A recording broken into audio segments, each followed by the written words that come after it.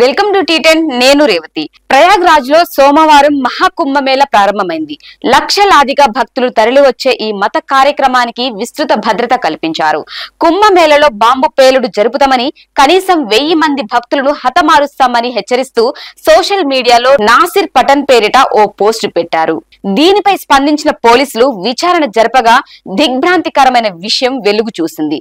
Post పెట్టింది 11వ తరగతి చదువుతున్న 17 సంవత్సరాల విద్యార్థి. అతని పేరు ఆయుష్ కుమార్ జైస్వాల్.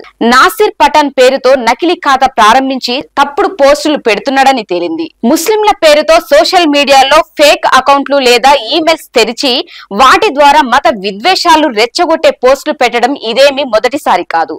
జైస్వాల్ కేసులో పోలీసులు అతని ఐపీ అడ్రస్ ను గుర్తించి బీహార్ లోని పూర్నియా జిల్లాకు చెందిన వాడని తెలుసుకున్నారు. జైస్వాల్ ను అరెస్టు చేసి వివిధ సెక్షన్ల కింద కేసులు నమోదు చేశారు. కాగా ఇలా చేయడం హిందుత్వ సంస్థల పాత ఎత్తుగడేనని ఢిల్లీ యూనివర్సిటీ ప్రొఫెసర్ అపూర్వానంద్ చెప్పారు. గతంలో కూడా అనేక సందర్భాలలో దేవాలయాల ఎదుట జంతు కళేబరాలను, మాంసాన్ని పడవేశారని, అది హిందుత్వవాదుల పనేనని తేలిందని, ముస్లింలను అప్రదిష్టలు చేయడానికి వారి పేర్లను వాడారని ఆయన వివరించారు. సోషల్ మీడియాలో వచ్చిన పోస్ట్ కార్చిచ్చులా వ్యాపించిందని, ఒకవేళ అసలు నిందితులు పట్టుబడినా వారికి ఎలాంటి శిక్ష పడుతుందో తెలియదని అపూర్వానంద్ వ్యాఖ్యానించారు. 2023 డిసెంబర్ 27న లక్నోకు చెందిన దేవేంద్ర తివారీ సోషల్ మీడియాలో ఓ ప్రకటన చేస్తూ జూబర్ ఖాన్ అనే వ్యక్తి నుండి తనకు ఈమెయిల్ వచ్చిందని, తనను ఉత్తరప్రదేశ్ ముఖ్యమంత్రి యోగి ఆదిత్యనాథ్ ను, అదనపు డీజీపీ అమితాబ్ యష్ ను చంపుతానని అందులో బెదిరించాడని తెలిపాడు. మీరు ముస్లింల బతుకుల్ని నరకాప్రాయం చేస్తున్నారు. మా వారు యూపీకి వచ్చి తివారీ, యోగి, అమితాబ్ యష్ లను చంపుతారు అని జూబర్ ఖాన్ హెచ్చరించాడని చెప్పాడు.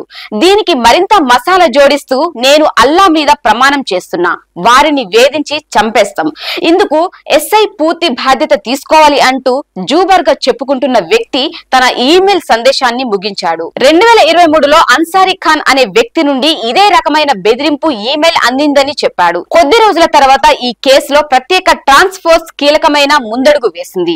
ఈమెయిల్ పంపిన 2 వ్యక్తులను అరెస్టు చేసింది. అయితే వీరిలో ఏ ఒక్కరూ ముస్లిం కాదు. నిందితులను తహర్ సింగ్, ఓం ప్రకాష్ గా గుర్తించారు.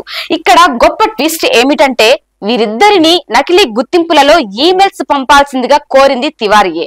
మతపరమైన ఉద్రిక్తలను రెచ్చగొట్టి సమాజంలో ముస్లింలను ఏకాకులను చేయడమే తివారీ లక్ష్యమని స్పష్టమవుతోంది. నిజానికి తివారీకి ఇలాంటివి కొత్తేమీ కావు. 2021 డిసెంబర్, 2022 ఫిబ్రవరి, మార్చి, నవంబర్ లో కూడా ఇలాంటి కట్టుకథలే అల్లాడు.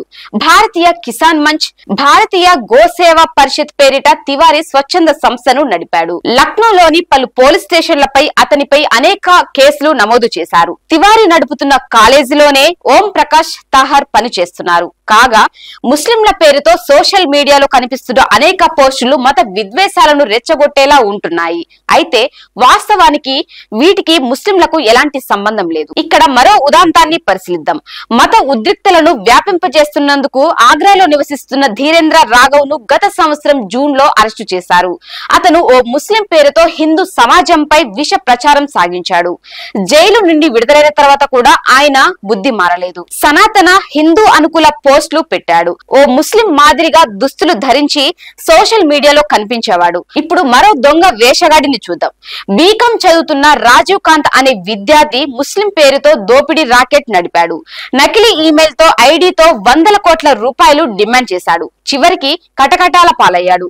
ఈ విధంగా అనేక మంది హిందుత్వవాదులు ముస్లిం పేర్లతో సామాజిక మాధ్యమాలలో విష ప్రచారం సాగిస్తూ విద్వేషాలను రెచ్చగొడుతున్నారు.